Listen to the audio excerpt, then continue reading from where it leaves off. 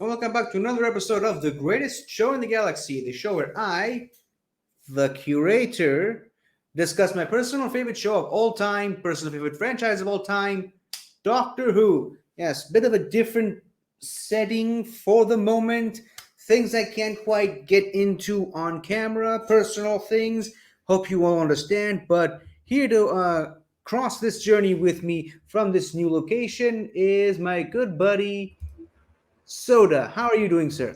I'm doing good. I'm just downloading some Doctor Who episodes to my phone. So if I ever need them, I got some to watch.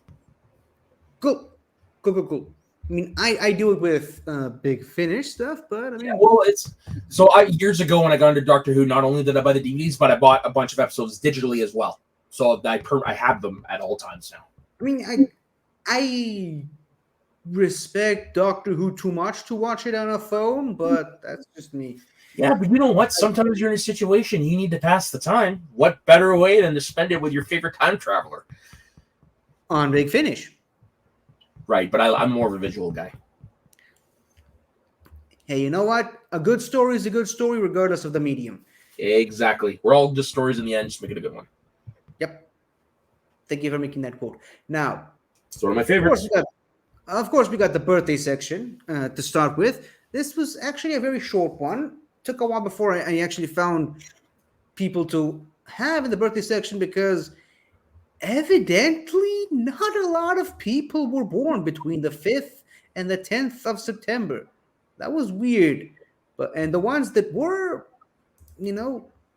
weren't quite significant enough in the world of Doctor Who. But I actually managed to compile a nice, interesting list of people we have for today. Starting us off, we have Stephen Greenhorn. This is the picture right here. He was primarily a writer, an original creator of certain characters. He wrote The Lazarus Experiment, as well as, are you sitting down for this? Yeah. The Doctor's Daughter. Oh, I was going to say an underrated and a classic. Very nice. So we basically have him to thank for creating Jenny, the Doctor's Daughter. Please show up in the 60th. Sorry. Yeah, I mean, she's already on Big Finish alongside her father for the 60th. So why the hell not? Yeah. Or at least do like they did with the 50th and give us just mini episodes or something. Something at all. Yeah. Right. Proceed. Sorry. Speaking of characters who might show up for the potential 60th, on the 7th of September, we have the wonderful Mr. Toby Jones. Yes. Of course, as seen in this picture, he was the Dream Lord in Amy's Choice, a sort of version of the Doctor. He also played another character in the Dark Eye series, but I mean, it's really the Dream Lord everyone wants to talk about, hoping the Dream Lord might make an appearance. Maybe he's the Neil Patrick Harris character. Who knows? So that and the Celestial Toymaker are the two I've heard the most that he could be. Or the Valyard. I haven't heard that one. Really? I have.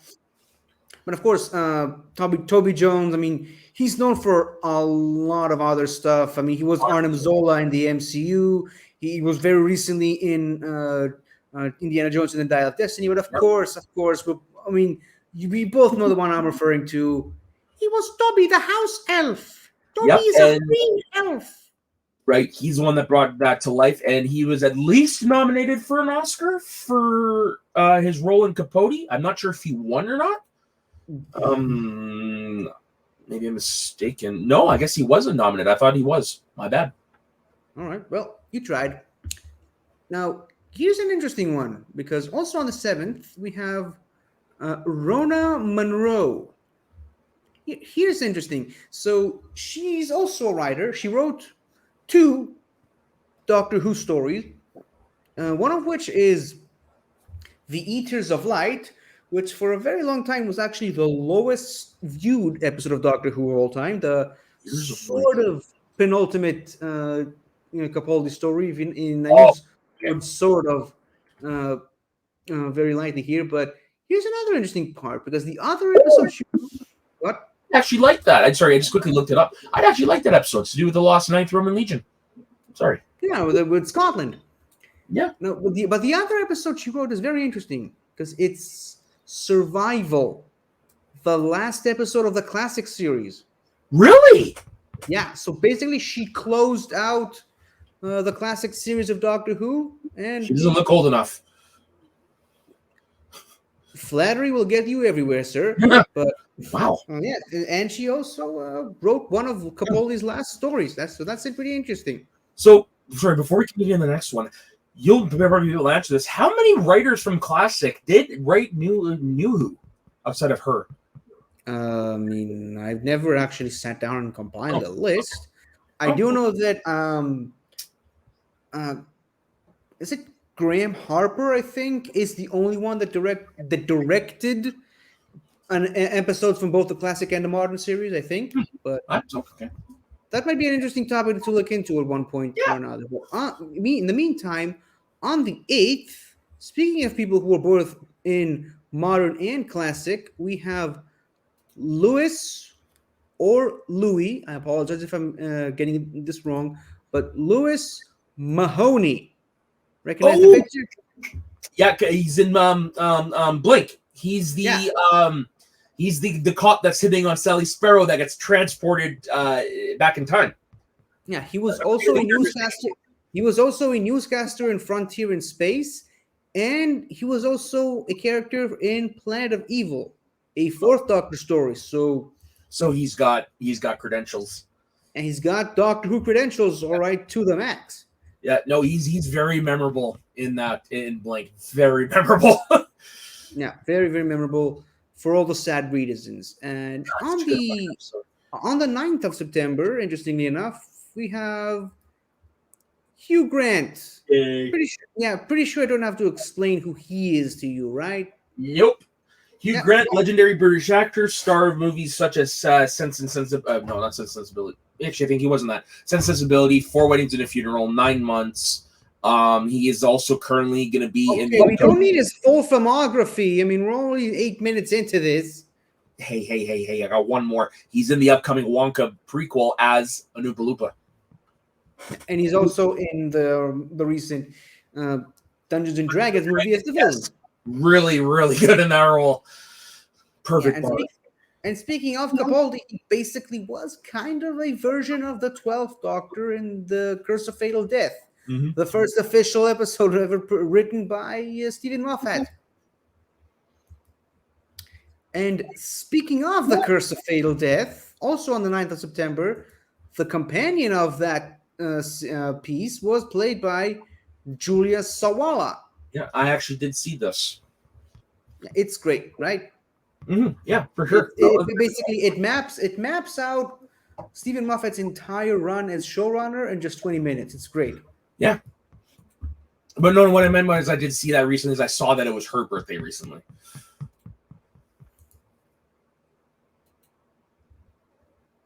right, proceed. I just froze because the internet sucks. What did you say?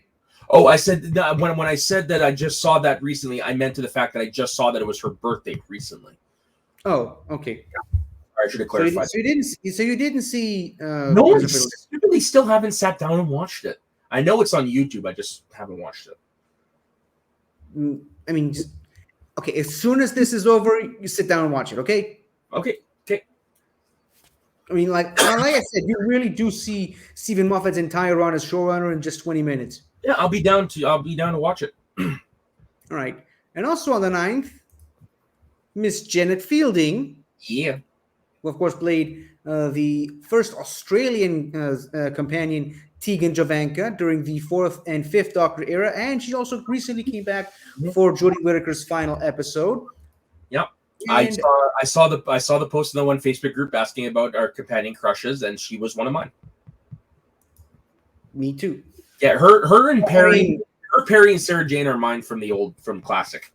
I also saw that post, and I basically wrote like 50 companions. Yeah, but that's just me. Yeah, I saw what's her face, Leela in there. I'm pretty sure I saw a Romana in there. Both Romanas in my case. So yeah. And finally, on this incredibly long list of people, on the 10th of September, one day before 9/11, we have Mr. Stuart Milligan. Can I say which episode he was in? I mean, it's pretty obvious, but go ahead. It's President Nixon in the opening two-parter, the impossible. It's the Impossible Astronaut, and I can't remember the second episode from the beginning of season 6 of New Who. Day of the Moon. Day of the Moon. Thank you. Yes, Yeah, President Nixon. He was also Colonel Stark in the animated episode Dreamland. He also appeared in a wide variety of places all over Big Finish, including one of my absolute favorite characters who pops up here and there. Speaking of the Doctor's Daughter, he shows up in Jenny the Doctor's Daughter, one of the box sets there, as the character Garandel, famous, of course, for this iconic line. Stop shooting. I'm a vegan. Oh! Okay then. Yeah, so that's basically his character written all over that. So his portrayal of President Nixon, like I know a lot of people talk about Winston Churchill and other historical figures that have appeared in Who. However, he's one of mine just for the scene alone where he comes out of the TARDIS completely shocked to tell this person on the other side of the country that, yes, I am the president. You have my permission. I'm President Nixon. No joke, one of my favorite scenes. So thank you for making this longer than it should have been. But yeah, for the wonderful list of people we had today, thank you all. We quite literally could not do this without you. So, fashion, am I right, Soda? Yes, sir, Bob. Yeah, so I think it's pretty obvious what the topic of today is going to be. We're going to be continuing the topic we started last week with talking about the Doctor's changing fashion senses. And you know what? I think the modern series has a lot more striking and memorable costumes, outfits, I should say, than the classic. Yeah, I mean, at this point, it took them a while in the classic series to realize that the Doctor can be whatever they want to be, and their costume should reflect that. Their outfit should reflect that. The modern series just ran with that from the start, and they really just made sure to tailor-made each Doctor's outfit to their burgeoning personality. Mm-hmm. And of course, we're going to start with the one that brought it back, the one that started it all, the Ninth Doctor, played by Christopher Eccleston, who, of course, I mean, he's a survivor of the Time War. Like, yep. There really isn't much what one can say about it. I mean, you definitely get the warrior action man vibe from this outfit, from the leather jacket, the black pants, and nothing too extravagant about his outfit. I mean, this Doctor does not waste any time. I mean, he means business. Like, he doesn't waste time with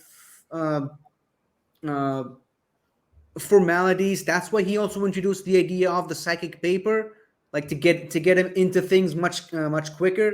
Oh, that wasn't from Classic Who? For some reason, I thought it was. No, that was introduced with this Doctor.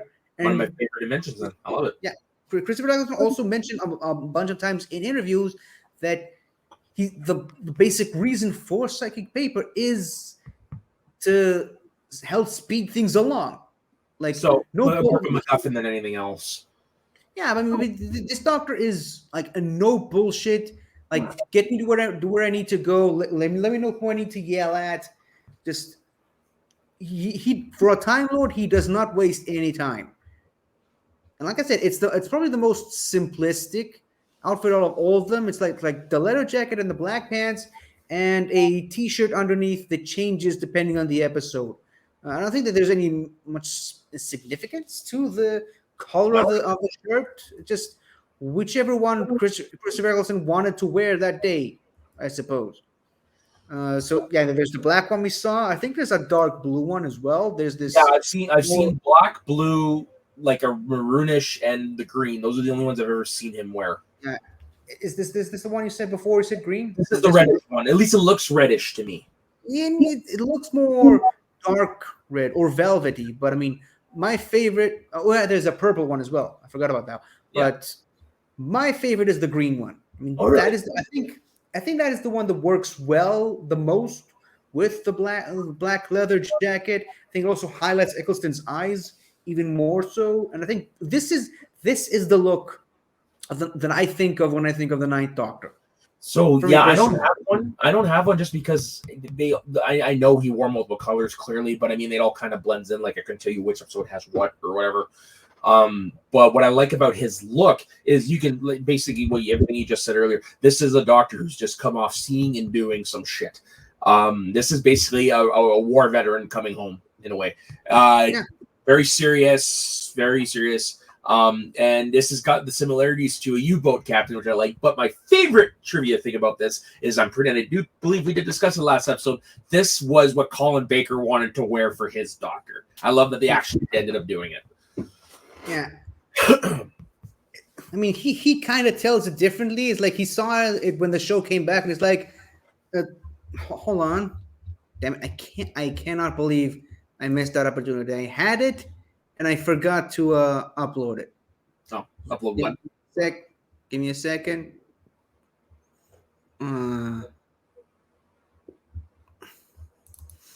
So yeah, Colin Baker basically told the story at convention at some point that this is the one that he wanted to wear. This is the one he wanted to go with. Of course, Jonathan Turner had other ideas for his outfit, and he saw this on Christopher Eccleston. Basically, went, stole my idea. There we go. yeah, would have worked a lot better if I remembered to upload it ahead of time. But well, technical difficulties is the name of the game here. But apparently, I don't know how well that look would have worked with Colin Baker's hair. Yeah, I mean that's well, I guess someone must have. I mean, someone did do Colin Baker with a different outfit for the Big Finish stuff for the Unbound series, the new Unbound series. It actually looks a lot better than his outfit. I did mention last week that I love his outfit, as ridiculous as it is, but I think this look could have worked well. But I think they'd also would have had to change the Doctor's personality as well. Yeah, to fit this look, right? Yeah, 100%. Because everything I know about that Doctor, this is a little too serious for that. Yeah, and I think that his outfit reflects his personality better than this one would. But apparently, at some point, somewhere, there was someone with an axe to grind against Eccleston, and they decided to go ahead and make this for whatever reason. I mean, the jacket might have worked, but not the pants. Definitely not the pants. But I mean, seeing that color scheme on Eccleston's jacket, I mean, if it was a different Doctor, I think it might have worked a lot better. But just messing with Eccleston's look, that is a Whittaker look. Yeah, definitely. It's like if you take that look and put it on a different Doctor, it wouldn't work on every Doctor, but this does not work for Eccleston, I think. No. At least not the way he portrayed this Doctor. Definitely not.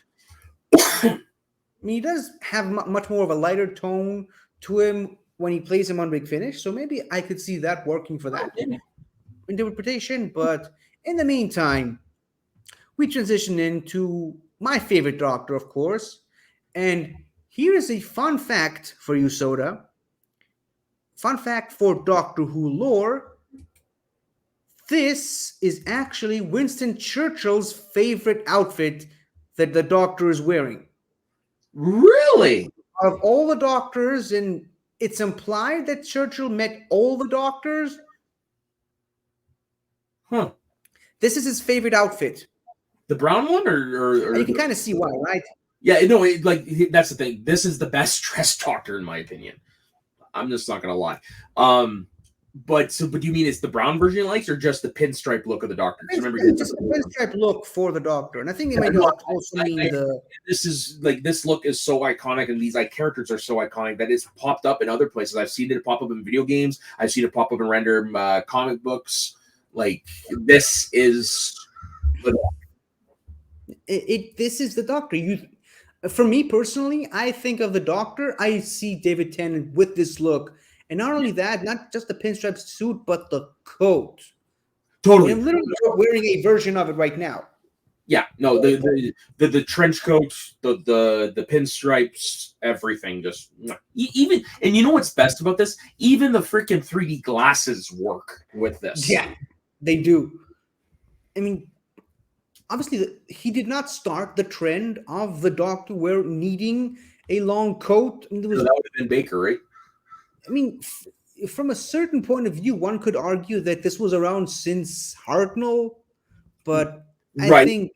But sorry, let me rephrase that. But Baker was the first one to consistently wear the coat and have it be a part of his costume, whereas those were more. I would for that. I'd say more so Pertwee. No, okay, fair. Pertwee was more of the cape and the frills, whereas the full coat that goes all the way down to the floor. I think he's the Doctor that popularized it, at least in the modern series. Oh, totally. Definitely in the modern series with the. Here's the funny thing: you can clearly see that it's got buttons. He never actually closed that. Yeah, I've never. Yeah, that's right. Not once. Yeah, that's funny. Now, okay, which do you prefer, the brown or the blue? Me, it's the brown.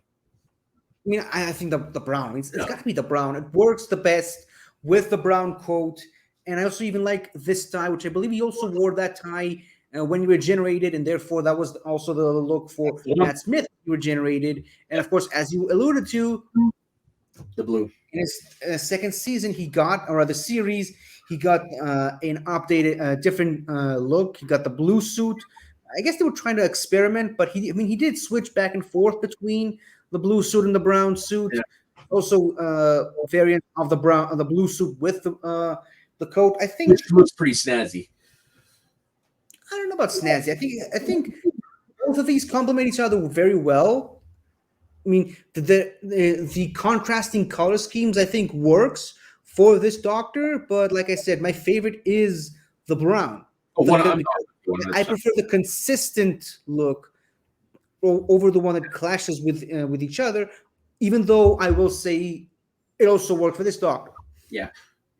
But I may have misread this, but isn't the suit he wore determining on how the Doctor is in this episode? Like, isn't it he's more of the darker version of the Doctor where he's wearing the blue?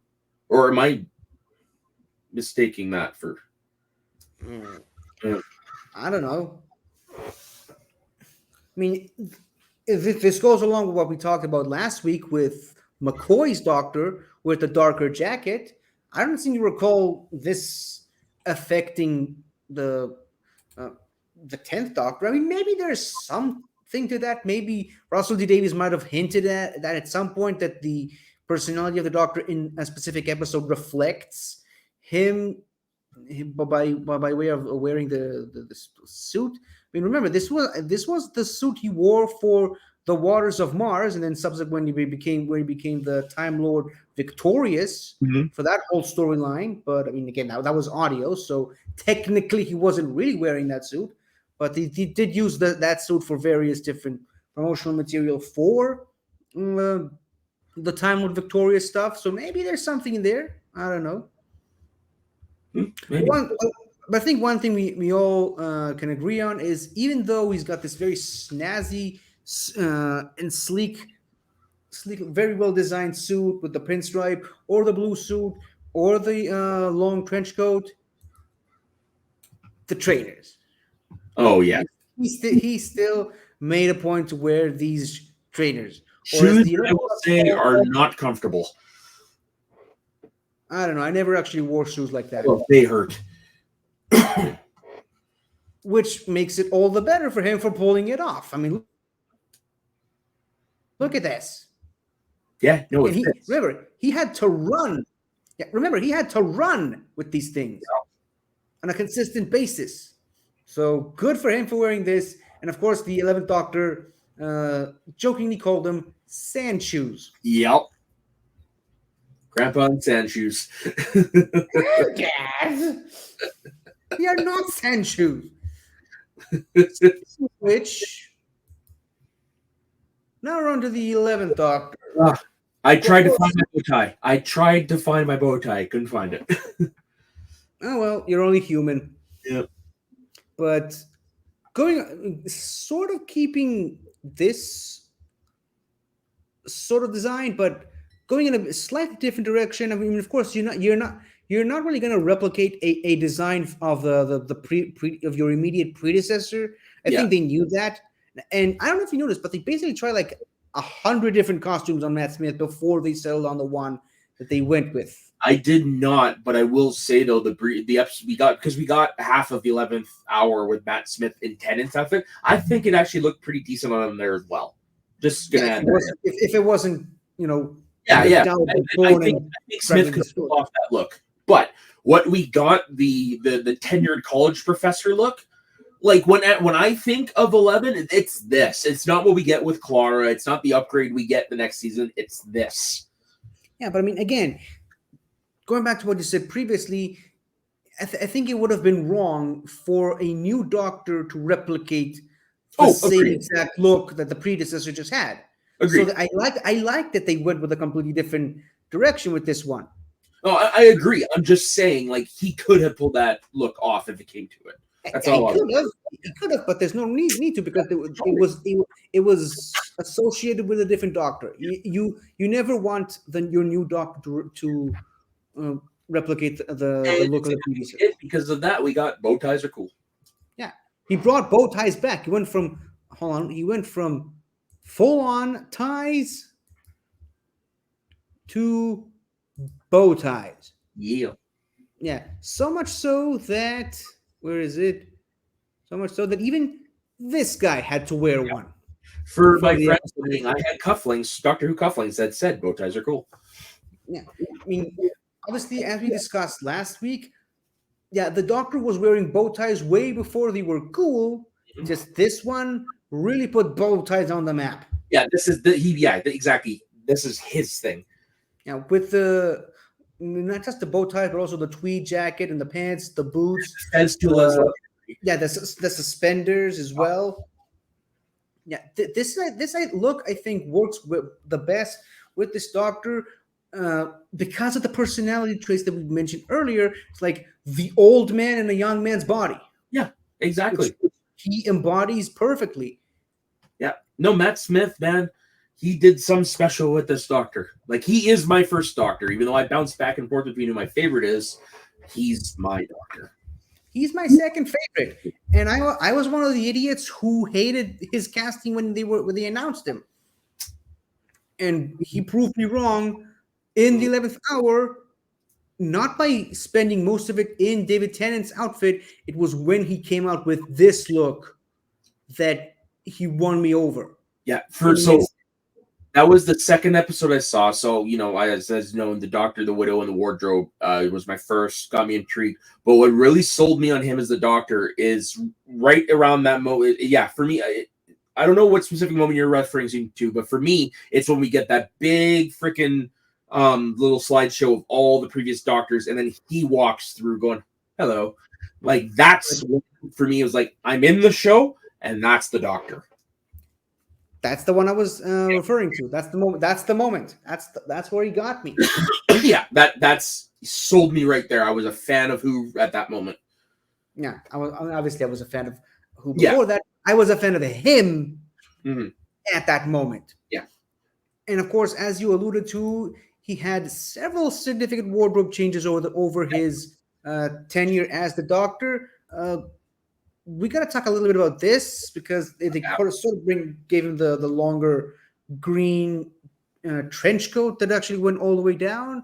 But I mean, they kind of showed it for a few episodes and then just forgot about it. Went back to the look that works. This look, and then of course they changed it up completely in his final half season with Clara, where, if you really think about it, the biggest change, the most noticeable change, is the coat, which is more purplish, dark purplish. I think the suspenders are also darker, but everything is darker. It to me, it's like it's reflecting his mood, because he's literally just lost two of his best friends, so he's more in a darker place at this time. Yeah, and he spent who knows how long in Victorian England this very monochrome look.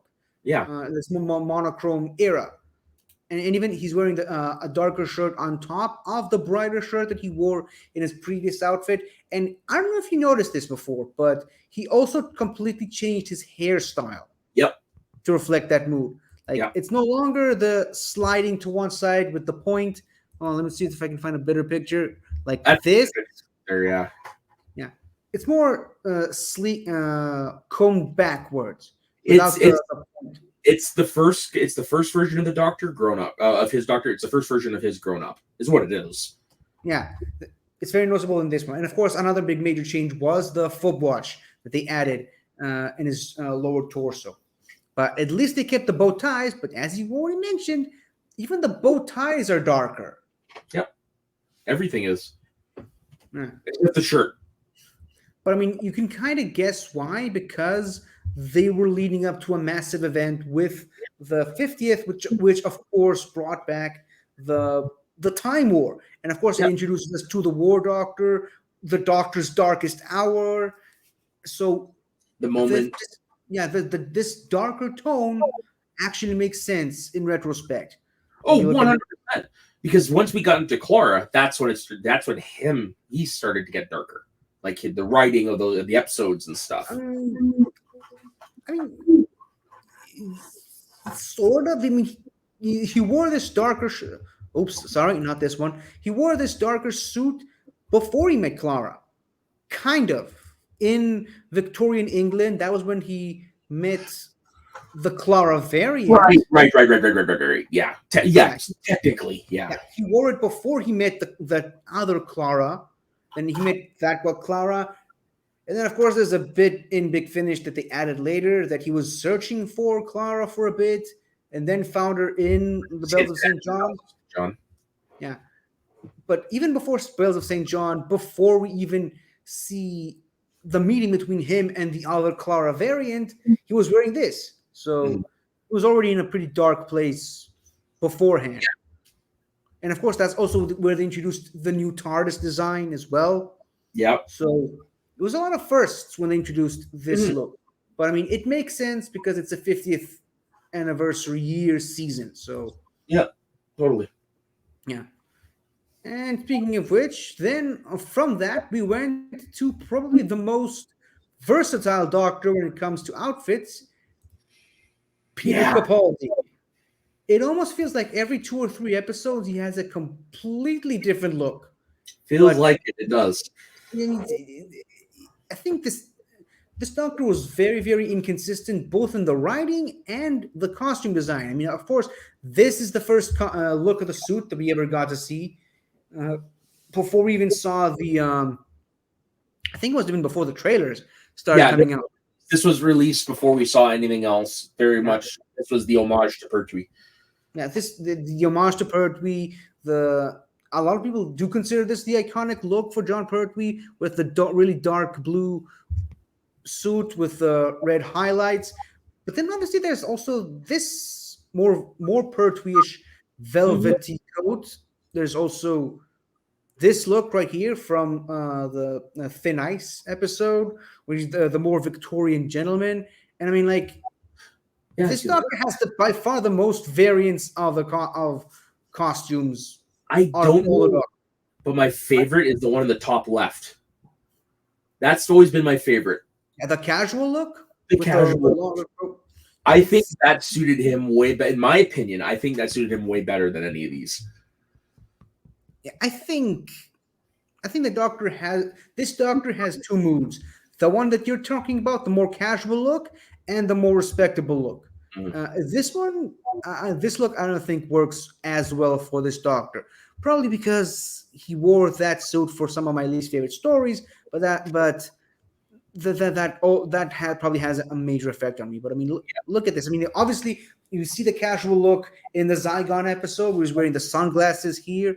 I like the really old Victorian jacket, the velvety one on the far left that he wore in Heaven Sent, my favorite Capaldi episode. And of course, the first one. Here's another. I mean, like I said, he's got by far the most variants out of any doctor of all time. Is even I think in the one in the middle is the one where he also has the hoodie, which he wore in the Flatline episode, where he's got some star icons on the shirt, but he's also got the hoodie because he gets Oh, the correct. episode. Is it me or does that look like it make a question mark a little bit? Hold on, let me. Stars. I mean, in this picture, yes, but if you see it in action in the episode, it doesn't. Oh, okay. Sort of meant to emulate the night sky. Gotcha. Of course, obviously, with this doctor, the hairstyle also changed along with his tenure. Like you can see here on the far left, he had the shorter hair. This is from his debut episode, I believe, from Deep Breath. Yeah, that is.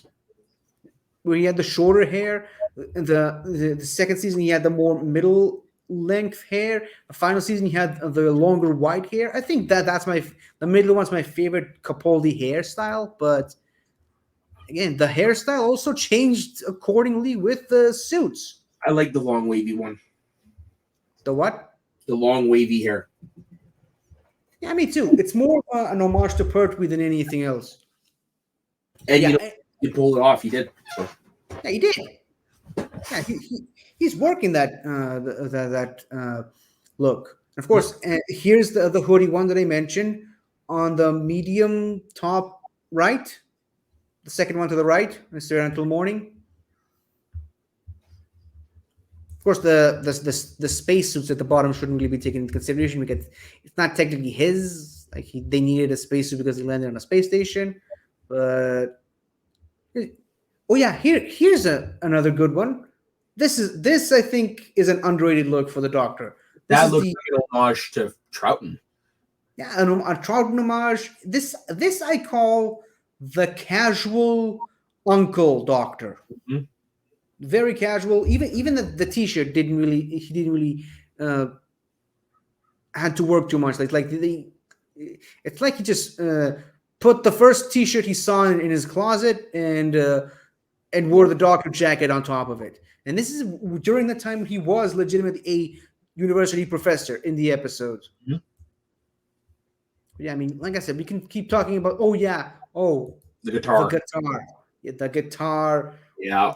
Again, the casual uncle Doctor. Mm-hmm. Look, it's weird how an actual musician. The what? Said Peter Capaldi being an actual musician.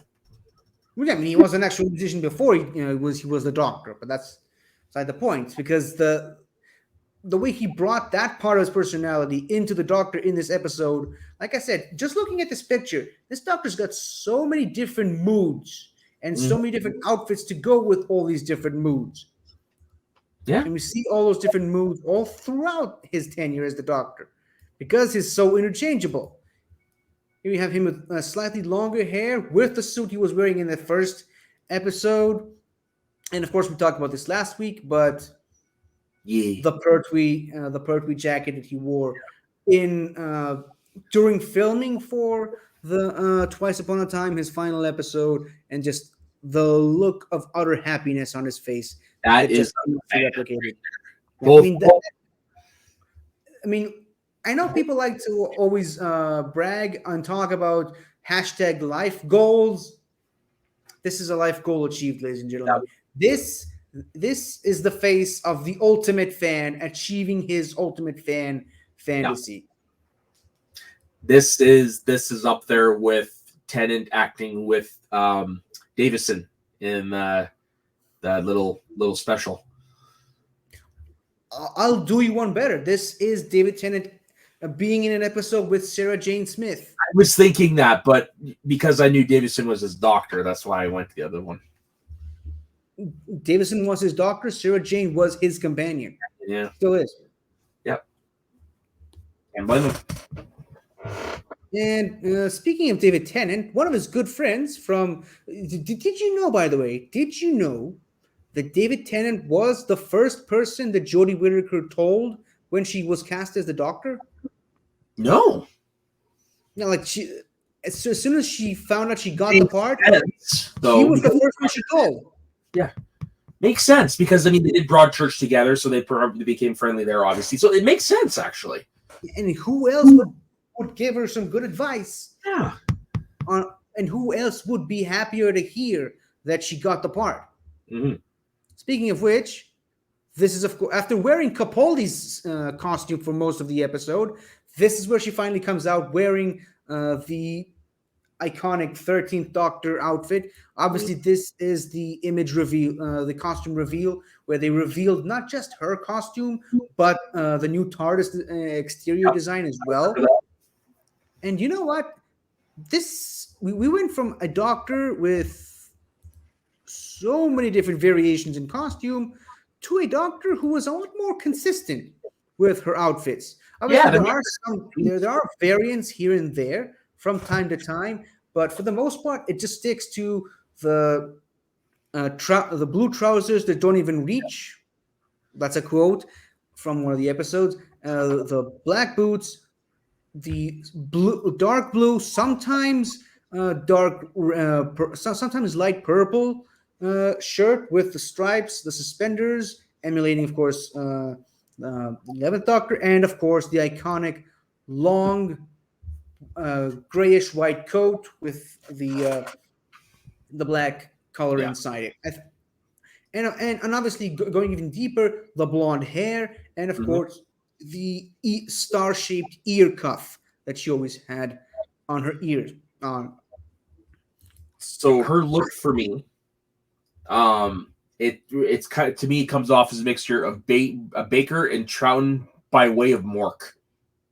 Mork, because really? of the colored stripes. All right, okay. I have nothing to compare this to, but I will say this: I really like this look for the Doctor. Hold on, let me see.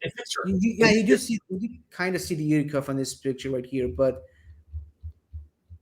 I think this outfit fits this Doctor, and I actually kind of like that they barely changed it as opposed to Capaldi or Smith, where they tried adding variants to the same costume. And again, they interchange the shirt every once in a while, but for the most part, I think this look suited Jodie Whittaker's Doctor the best. And of course, there have been episodes like The Haunting of Villa Diodati and Legend of the Sea Devils, where she wore pretty much a completely different outfit.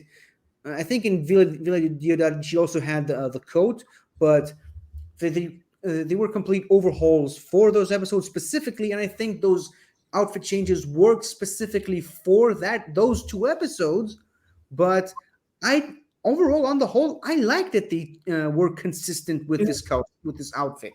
I like it.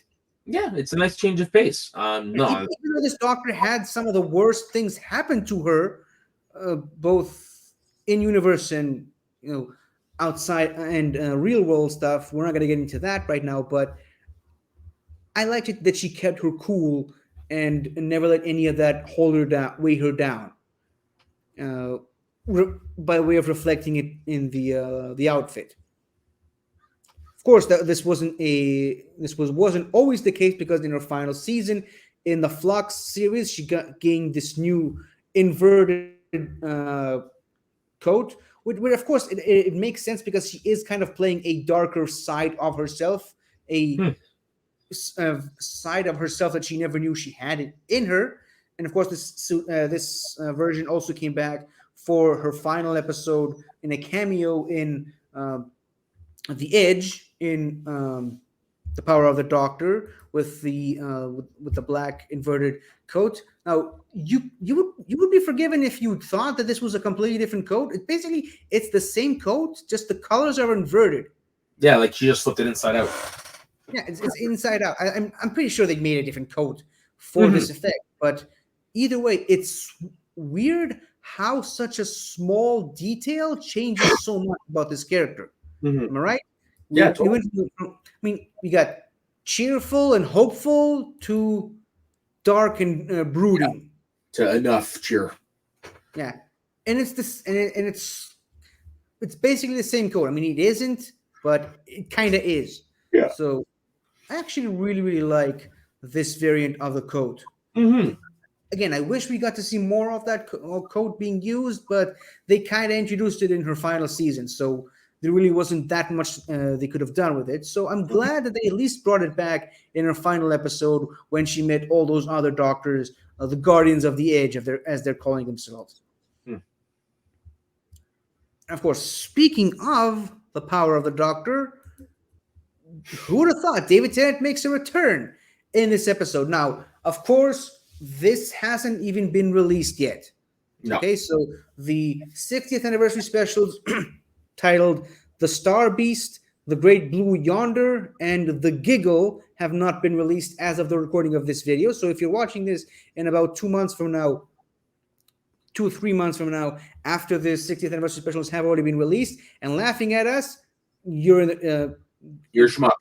yeah, go ahead. But I mean, we don't know why this happened. We don't know why the Doctor changed their wardrobe, if they even did it willingly. We don't even know why this Doctor even has this face now. But all we can do is just look at these images and speculate. So what did you think of this costume for the 14th Doctor, played again by David Tennant? Well, it's hard. It's hard to judge it really because for everything you said, like the episodes haven't come out yet. We don't know how much of a variation of the 10th this is going to be because this is the 14th Doctor. Yeah, but I mean, in a vacuum, you see this costume on It the looks Doctor good because it takes something we know with the other one, which is his pinstripes, and it kind of flips it on its head a little bit because now we've got checkered pattern, flannel pattern. This is an alternate reality version of the other Doctor that we know and love in a way. Yeah, and the coat is not the same coat. It's not the same length. Different color, obviously. The pants not the same. Yeah, something's weird with the tie. Where just it gets cut off in the middle. And you know what? And of course, the pants are kind of reminiscent of the Troughton era pants. Yeah, the coat. What? I was gonna say the coat is Captain Jack. Not exactly, but it's close. Yeah, Sort of a mixture of the Captain Jack coat and the 10th Doctor coat. But speaking of the 10th Doctor, you can tell even the hair is not the same. Yeah, for this Doctor. Very, very different hairstyle for the 14th Doctor than let me go scroll all the way back. it looks messy. It looks messy. I mean, that's basically the what the Doctor's going through in that moment in a nutshell. It's messy. He doesn't know what's happening. He doesn't even know why he looks like that. Yeah. And I think someone on YouTube actually made a very good point about this costume. It's very interchangeable. It looks like a costume that could fit any Doctor. Like a costume that any Doctor could step into because it's such a mixture of different Doctors. Not wrong. So whatever is going on with this regeneration, someone gave him these clothes, knowing that he's going to be the Doctor. Yeah. Or some version of his past self is going to be relevant by this regeneration, and it's letting us, the audience, know that by way of showing us these recognizable clothes. Recognizable, but not entirely recognizable. Yeah. Just familiar enough. Yeah. It's enough of a Doctor costume. Doctor-y enough.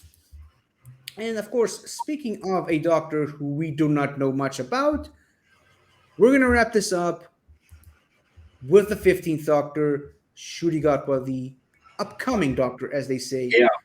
This of course, is the costume reveal, the image reveal, and this is where it sort of gets a bit emotional for me and you, I think, because this image, I believe, came out a few days before Ben passed away. Yeah, it was around. I can't remember when. It was around. It was around long enough for. We shared this image with him. We talked to him about it. We had discussions about this this costume, and this is basically this is really the last look of a Doctor that he ever got to see, unfortunately. But not to bring the mood down. This was good. This is what she put on him. Yeah, I really like this. The only thing that really kind of throws me off here is the orange shirt. I think Really? I think it clashes with the rest of the color. Ooh, not me, man. I love it. I mean, I don't hate it. Just Yeah. it feels a bit out of place. But overall, I love the coat, love the pants, love the shoes, and my favorite part about this, we don't see it in this picture, but he's got rings on his finger. Yeah. I think it's like This is going to 3 or 4 be rings. the most fashionable doctor we've ever had. Yeah. And how do you know that? Because a couple of weeks later, this image came out of him in the 60s with, of course, his companion Ruby Sunday, played by oh shit, it is way too late for me Yeah, I can't to remember names right now, but yeah. So Ruby Sunday, let's go with that for the moment. And you know what? I love this outfit. I think this outfit even looks better than this one, the one that they actually released as the official look for the Doctor. Not gonna lie, either. Yeah. Like, it is pretty sweet. It's a return to the pinstripe suit. It's sort of a mixture of David Tennant's brown suit with the blue suit, and I love the afro. What do you think of the afro in this picture? I love it because, I mean, this is a doctor who, based on other pictures we've seen, is gonna be blending into the time period. And man, Shudigawa is pulling it off more than any other doctor. Yeah, exactly. And of course, he's got this short hair in what we assume is some of the earlier episodes, and then just comes up with this afro in another episode. I wonder. Or it could be a wig. What? It could also just be a wig. Yeah, that's what a lot of people think. You know what I think? I wish they just never acknowledge it. You know what I'm saying? It's like I wish they just like, oh, we landed in the 1960s. I got to go change clothes. And he goes back, goes into the wardrobe, comes back with this pinstripe suit and the afro. It's like, what do you think? And then you never mentioned the fact that his hair magically grew. That's where I sit too. I think that's where they're going. I think this is what they're gonna do. Yeah, it's like it's gonna be something for fans to ponder and argue about, and they're just gonna completely ignore it. I love it. And you know why else I say that? It's because in the next picture, we see him again wearing period appropriate clothes, and again a completely different hairstyle. So I wish he just have a different outfit for every episode and a different hairstyle for every episode. They could be. It's possible. I would love that. In this picture, I think you can see better. He's definitely got the rings that were in the reveal video from a couple of months ago. But I mean, just looking at this picture right here, and right there in the middle, that's another look that we haven't seen. I mean, we've seen it in leaked behind the scenes images, but it looks as that's 4 outfits already. So it definitely looks like this is going to be the most fashionable Doctor, and definitely is going to have the most diversity of wardrobe out of all the Doctors. It's gonna be fun. It's going to be a lot of fun. I love this picture. Yeah. It's no longer just the companion who changes clothes every episode. It's the Doctor as well. Yeah, I can easily get behind that. Me too. And I love the one on the far right with the more the debonair. Yeah, the debonair look with the shoes and the leggings and the velvet coat. That's what Pertwee's Doctor wishes he could be. Yeah. I mean, I don't think Pertwee's Doctor would have gone that far. Again, remember, he still has to have that man of action type